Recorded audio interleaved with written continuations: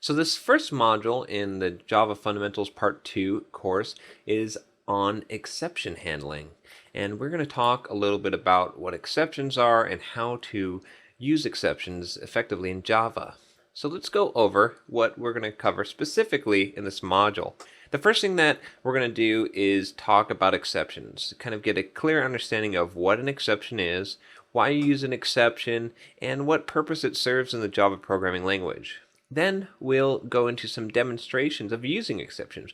I'm going to show you how to use a try and catch block to basically wrap some code in a exception handler and to be able to catch an exception that's thrown by that code. Then we will introduce a new concept called the finally block, and we'll see how we can use this block in order to execute some code no matter what happens, whether we have an exception being thrown or the code executes without throwing an exception. Then we'll talk about kind of a complicated thing as far as exceptions in Java and kind of a controversial feature, which is this idea of checked and unchecked exceptions. We'll answer the question of what is the difference between the two and how should you handle each of the types of exceptions, checked and unchecked. And then finally, we're going to get into some best practices.